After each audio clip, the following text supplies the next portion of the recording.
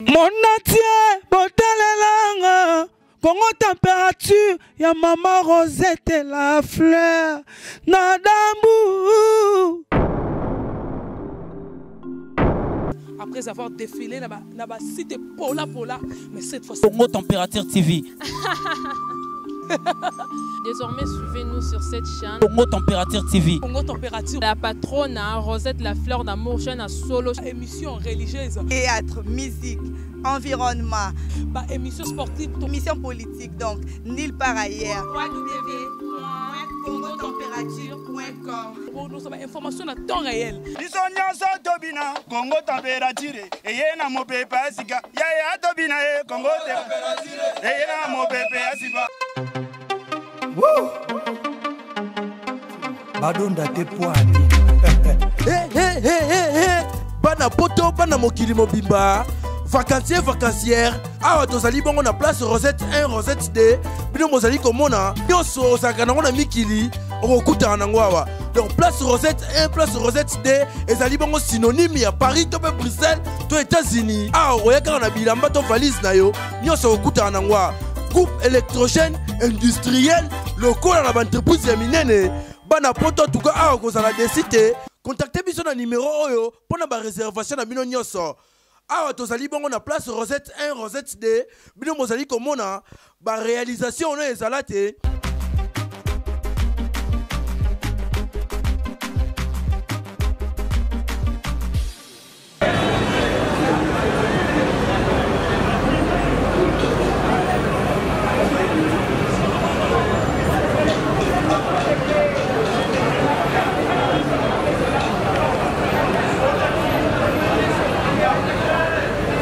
Action, lance. Voilà, bonjour à tous les connectés de leur télévision, Tam Tam d'Afrique. Nous savons bien comment aujourd'hui, Etienne Tshisekedi Tshilombo il a depuis sa disparition, il nous a quittés.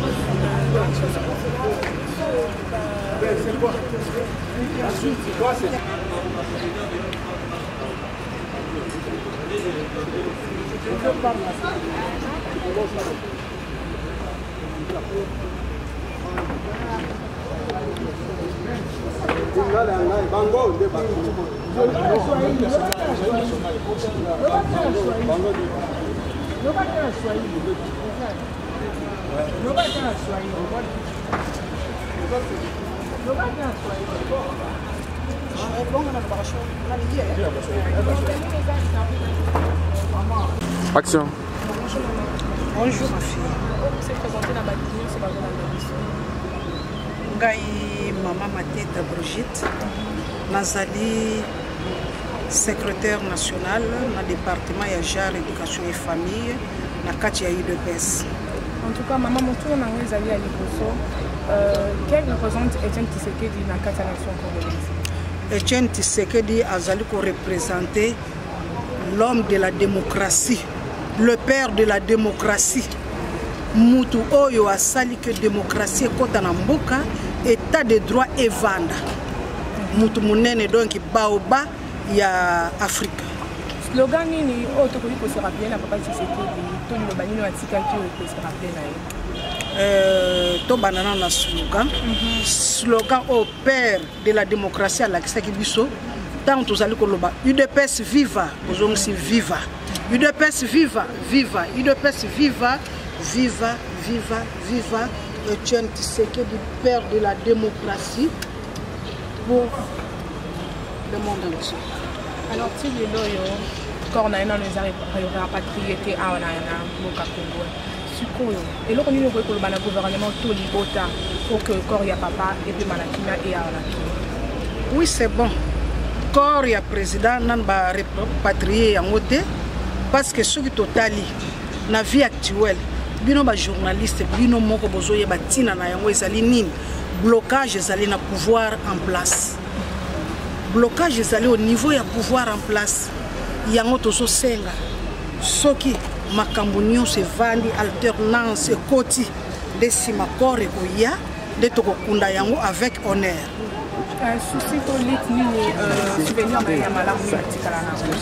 Souvenir na tikali na yango parce que le père de la démocratie Tshisekedi atikeli biso donc lutte autorité makasi alobi na biso to se prendre en charge ndenge to se prendre en charge lutte ezali kocontinue toujours totiki yango te nakanisi yo moko ozali komona ndenge makambo ezosalema en tant que femme combattante de l'UDPS nazali tenir toujours bon na quai de gauche à droite était toujours na tikali fidèle na parti na ngai nazali ko continuer lutte jusqu'au bout.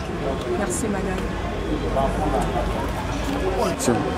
Je réponds au nom de Jean-Claude Mamba, je suis cadre de l'UDPS, président du Parlement de Super Lemba, structure informelle de l'UDPS, coordonnateur adjoint national du collectif de parlementaires de l'UDPS.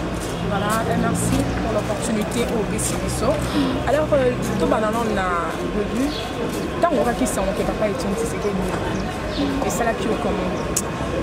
Le 1er février 2017, tant on a eu le président icône de la démocratie, un modèle de la politique en Afrique, et ça là qui biso passi.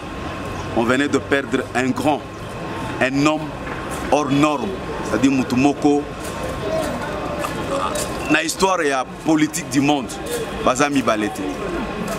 C'est plus que même un super héros pour Namboga Nabiso.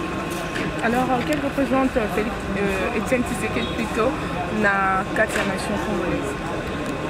Le défunt pauvre président Etienne Tshisekedi représente une icône de la démocratie. C'est un modèle, une référence pour la génération d'Abisso jeune dans la politique congolaise. C'est un modèle dans le domaine de la politique et en plus, c'est un homme qui a marqué son temps et son parcours dans la chose publique.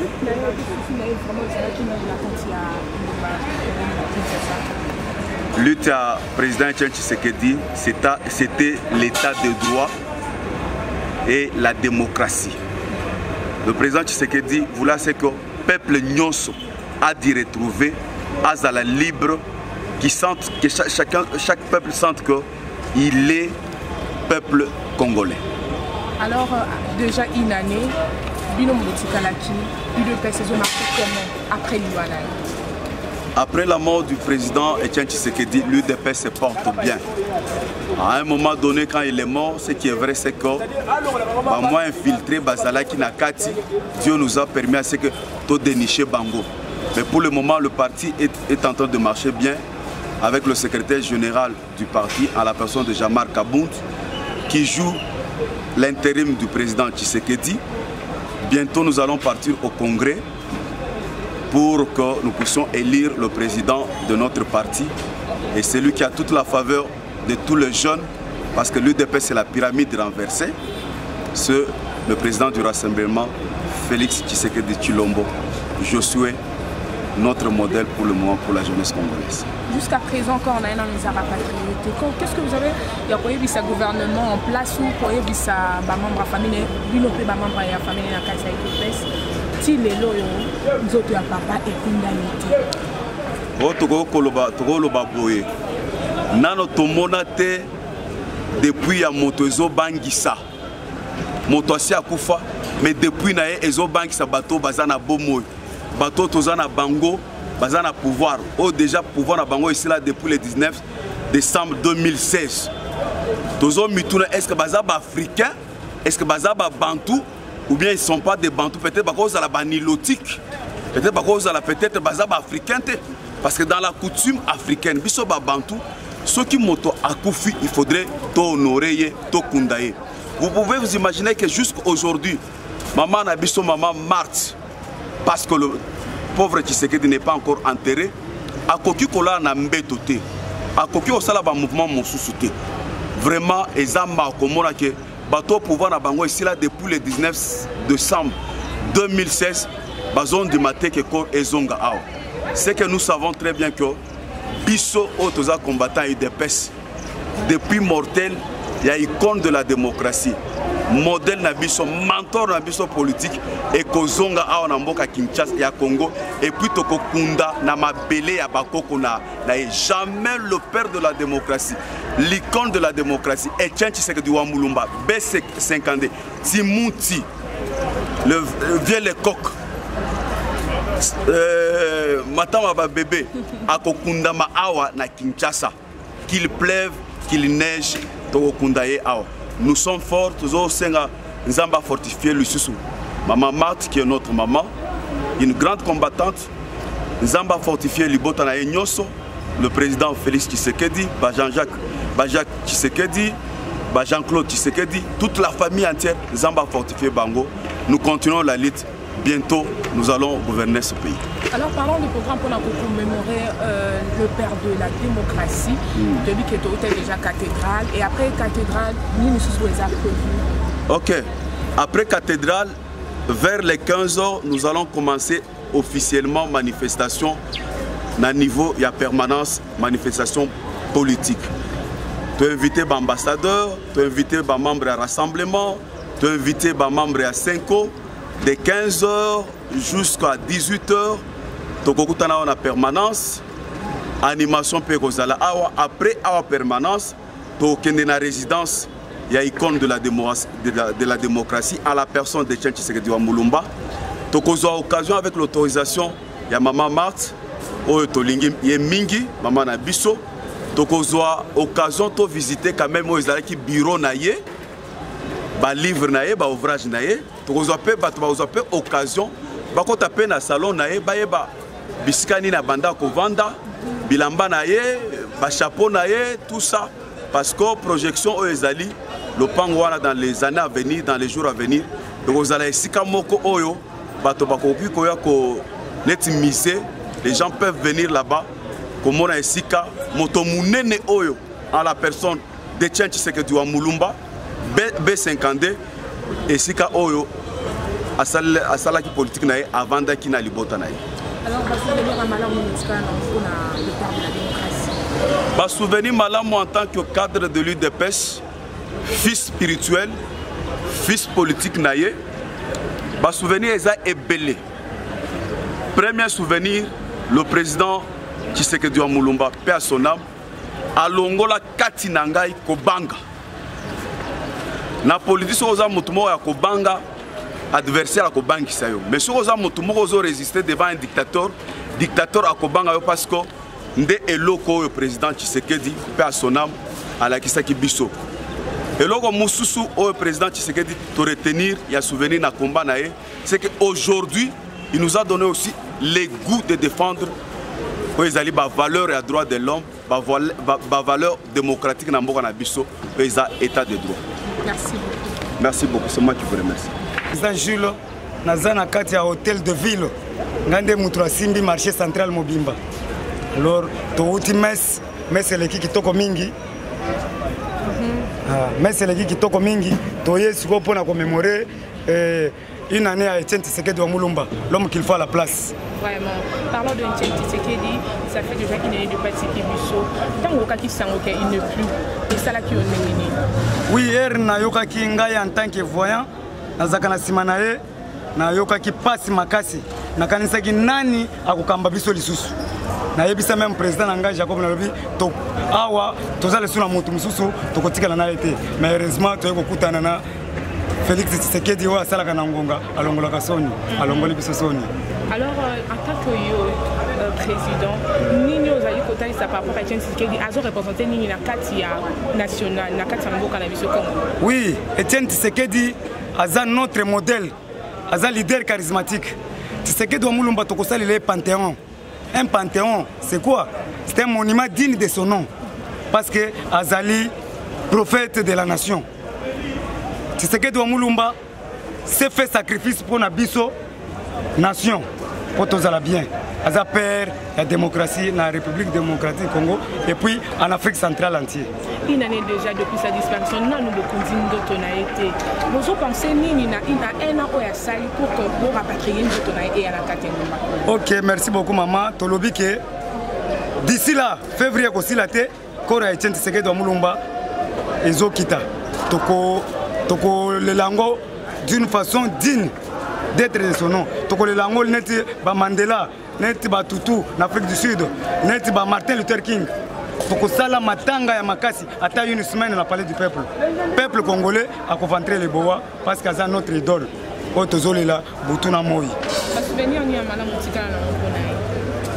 OK, Tshisekedi wa Mulumba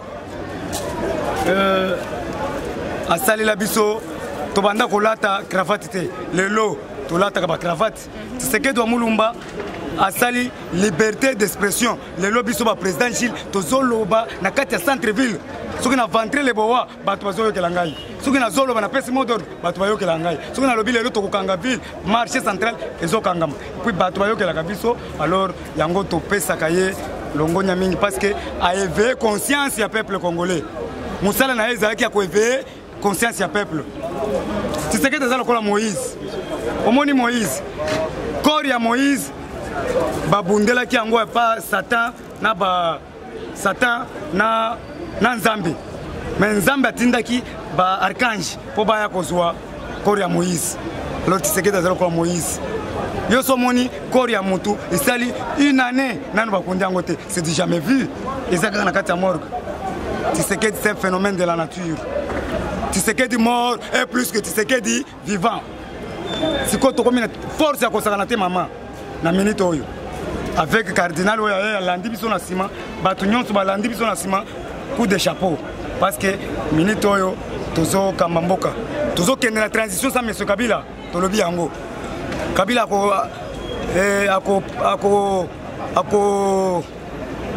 ako diriger Sumboko te tozo lancer appel tozo na marche le 16 le 17 le 18.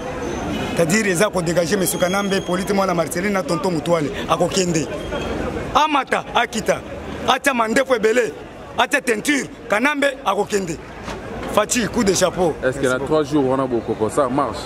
Oui, il y a 3 jours on a to ventrer les bois parce que to yebi que to zana ba stratégie nyonso 3 jours eza suite et fin jour où on a beaucoup karaté sur bataki ne pas bozongi mama il y a 3 jours mon cher yondo zolo ba ketoko karaté to tche bango mal à l'aise tala balali na libanda kuna na centre ville 2 jours 3 jours balia kate soki biso zo sala démonstration ba bebi saka ba carburant mais na yebi sûr que jour oyo le 16 ou le 17 il y aura le tremblement de terre toko déloger Kabila ko lobela na okoyoka RFI et ko yebisa yo journaliste Kabila za na Brazzaville moni no la scène diaspora au bota la biso na monde entier partout. OK nazo yebisa ba diaspora na biso coup de chapeau na musala bozo sala toyoki na Afrique du Sud ba seka nyonso balongoli yango bako sikendere suste ba diaspora Marie-Paul Bokusi Bompema nani mwata yamvu carte jaune bango nyonso bakoti batiki musique bakoti na makambo yango coup de chapeau na bana kine bana poto nyonso bazo soutenir biso tozo sepela makasi parce que démonstration zo salama soki zo salama na poto zo salama na Kinshasa coup de chapeau merci beaucoup to continuer kaka lutte na biso kala mingi te kanamba sakei o ezo bangi sa biso eza l'ombre na ye azali susute mon frère je dis je vous remercie. Merci. Bonjour. Oui, bonjour. Présentez-vous s'il vous plaît. Nous sommes coordonnateurs et collectif parlementaire Union sur la République démocratique du Congo. Ok, papa, qui représente Etienne Tshisekedi Nakati à la nation congolaise? Il est le père de la démocratie. Au même rang que Nelson Mandela, au même rang que le leader Moussoutia Mokili Mobimba, au Babunda pour la cause noble. Il est parmi. Mais il est Azali super, pourquoi? Parce qu'il a lutté pendant une décennie sans tenir les armes, donc dans la non-violence. Alors déjà un an déjà depuis sa disparition, il est le corps dans les arabes. Non. Non, vraiment, tu bandi kokende sikoyo puisque tu outi dans Notre-Dame. Jusque là, netinga na la quitté. Soki Nathalie un suppositoire ya Kabila motoloko la malumalu un suppositoire akufi bake kokunda yetu mais Etienne Tshisekedi qui n'a rien fait mabe na mboko yo abomate a détourner mbongo te ko faire traîner corps na ilibanda en fin de compte toye ko yeba na bande ko baza na extérieur que ce monsieur alias Kabila qui bloque. Alias Kabila ndaza ko bloquer Kora Tshisekedi aya. Alobi Kora Tshisekedi soki ye toko bengana ye. Mais bientôt tozo bengana ye. Kora Tshisekedi ezaka kana mais tozo bengana ye. Il n'est pas dit que Kora président Tshisekedi soki ye nde toko bengana. Non. Tozo déclencher mécanisme c'est quoi qu'on mettre hors de notre pays à partir du 16, le 17 et le 18. Nous sommes déterminés. Il y a Kotia et Libanda. Donc toko opérer système Made in Burkina Faso ou Égypte pour na kokenena libela. Donc en tout cas du fait qu'a faire tourner encore à président Tshisekedi en exil, tous en ont confiance. Na basi positoire na union. La pige, mais plusieurs manifestations de Sani ont retombé. Est-ce qu'il y a 3 jours où on est Non, non, ils ont retombé. Peut-être on doit comprendre. Manifestations, ils ont en plein. Tu as 15, 20 degrés, 30 degrés. Maintenant, le 21, tu comprends que tu as à 75 degrés. Mais le 16, le 17 et le 18, tu vas atteindre 99 degrés. Qu'est-ce que vous avez prévu après la cathédrale? Non, après la cathédrale, je crois que la manifestation est en permanence dans Bissoyo. Témoignage au Kozala, na bandeko batanga na école moko, na ba compagnon na d'élite, pe ceux qui aussi ici en musique et kobetama, ceux qui aussi ici bongo tokokene na résidence na ye, kotala bureau na ye, kozala porte ouverte pendant 3 jours, tokotala pe salon na ye, sauf chambre à coucher net ko accéder tant que nous ba kundiete, on fait la chambre à coucher. Voilà, c'est une grande manifestation. Ok, merci beaucoup. Je vous remercie. Bonjour. Bonjour, monsieur. Présentez-vous, s'il vous plaît. Moi, je m'appelle monsieur Loukoussa, président du Force mobile d'intervention de l'UDPS et premier vice-président cellulaire de l'UDPS, Céline Nabissouya. C'est un peu ça. Alors, président, parlez-nous un peu de temps au cas qui s'est moqué, c'est que nous avons sur le plan de démocratie à donc ça devrait vraiment en tant qu'humain nous toucher. Et sa mort nous a aussi encouragé de continuer la lutte que Tshisekedi avait débutée. Tshisekedi était en train de lutter, il était contre les antivaleurs. Et il a lutté pour la démocratie de notre pays, la justice et la paix. C'est ça l'objectif de Tshisekedi. Alors, slogan est tout le banni maîtrisant et l'autre papa tika avant. Ce qu'il nous a dit le 31 juillet 2016. Vous les jeunes, prenez-vous en charge. C'est ça vraiment une parole mémoriale que Tshisekedi nous a laissée. Et cette parole est vraiment au-dedans de nos cœurs. Et c'est pour ça que nous sommes en train d'éliter avec le régime en place pour goûter ces médiocres. Jusqu'à maintenant, encore, on a une attends que en particulier. Qu'est-ce que faut ça pour que il y a papa et Anaka? Vous savez, donc, nous avons fait tout afin que nous puissions enterrer le fait Tshisekedi dans le pays de ses ancêtres. Mais c'est le pouvoir en place qui est en train de nous bloquer. Ils ont peur même d'un cadavre. C'est ce qui est dommage. Ils ont peur même d'un cadavre. Ils disent qu'ils n'ont pas la sécurité, ils ne peuvent pas sécuriser le cadavre, le corps de Tshisekedi. Et pourtant, quand Tshisekedi est venu dans ces pays, dans le mois le 27 juillet 2016, si je ne m'abuse pas, mais c'est la même police qui avait sécurisé l'arrivée de Tshisekedi, deux vivants de Tshisekedi. Et nous étions sur le meeting là, au niveau des triomphales. La police, notre police, a assumé la sécurité. Mais à ce qui concerne l'enterrement de Tshisekedi, il faut des hauts et des bas. Ce qui n'est pas juste. Donc c'est la mauvaise foi du régime en place. Même si vous avez des problèmes avec quelqu'un, mais pas jusqu'à sa mort.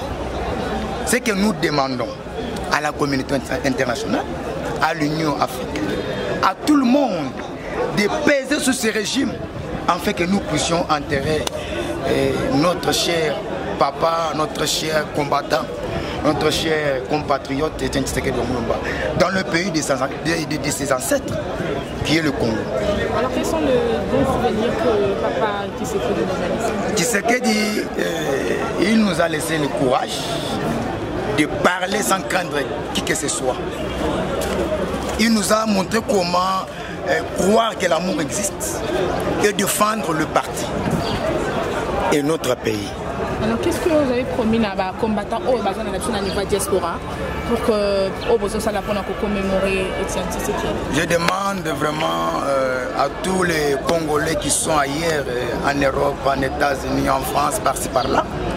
Nous sommes vraiment ensemble avec eux. La lutte continue. Un vainqueur n'abandonne jamais. C'est comme Jésus-Christ qui avait travaillé après les travaux. C'était les disciples qui étaient venus pour travailler, achever le combat de notre Seigneur Jésus-Christ. Merci. C'est moi qui vous remercie, madame.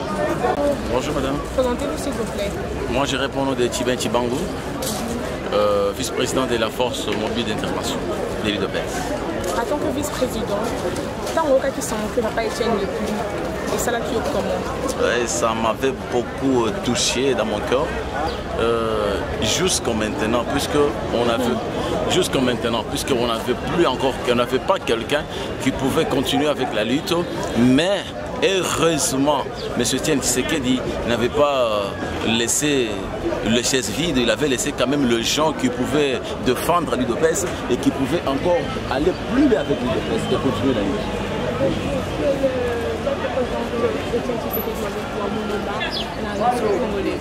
Non, en tout cas, c'est une Azamutumoko très important par tout le monde et surtout la nation congolaise. Nazolo babongo ponanini puisque Azali Mutumoko espérait l'espoir de notre pays, l'espoir du Congo. Mais bien qu'il n'est pas là, nous avons encore quelqu'un qui l'a laissé. Alors c'est quelqu'un qui est très important, et il reste dans nos cœurs jusqu'alors. En particulier, et là on y c'est la pour que corps il n'y a pas rapatrié. Non, il n'y a pas beaucoup à faire, il n'y a pas beaucoup de commentaires à faire, mais le problème en est que le pouvoir en question ne vaut pas ce qu'on ne puisse pas amener les corps ici. Alors quant à nous, nous sommes prêts. Nous sommes prêts et nous sommes même décidés que comme nous avons fait de tout moyen pour que nous puissions accorder, pour que le corps puisse venir et que ça ne tient pas, et nous allons faire le tout nécessaire pour que le corps puisse arriver ici. Ils ne peuvent rien faire si nous décidons aujourd'hui que le corps puisse venir et ça doit normalement venir. Alors c'est là où et je pense bien qu'après cette manifestation, d'ici peu là, le corps va venir. D'ici peu là. Voilà, quels sont les noms ouais, le papa Tshisekedi nous a laissé tout d'abord notre permanence que nous sommes ici. Vous voyez le permanence, il nous a laissé puisque je ne m'y attendais pas. Juste Koya Nayena hôpital côté Kendaki Malako ko soigné à Zongi, tout ça qui na permanence kuna na se hein. Moi je ne savais pas, un jour on est venu me dire non, on a acheté une parcelle quelque part pour notre permanence, pour la partie. Et en fait, Nathalie vraiment c'est bien. Na côté na kati na moni et loko munene makasi. Et après, ce n'est même pas après une année. Tshisekedi a rendu l'âme à Tikibiso. Et à Tikibiso, vraiment, j'ai compris que, en tout cas, à Sali Moussala, puisque à Tikibiso, tout d'abord, et l'autre côté, place la permanence, ndakou bien, bon, les bureaux, tout ça. Alors, à Tikibiso, les sous-sounini, politique. Puisque ce n'est pas n'importe qui, ceux qui ont un parti politique et belé, et jamais retrouvé moi dans parti politique moussou, ayebi politique n'est pas de best. Vous comprenez ça? Alors nous, attention que nous, moi dans mon cas, à politique de plus que les partis politiques moussou. Voilà ma malonga, oyo atikeli biso ya.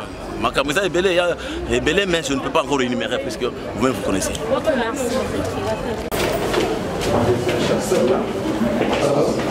Un chasseur des images. Un chasseur des images.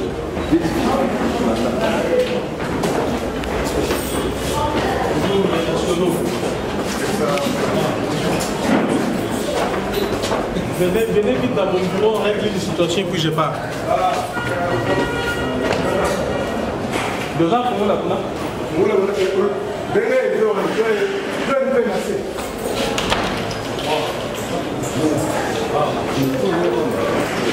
Mon natie, botalelanga, Congo température, ya Maman Rosette la fleur. Nadambu.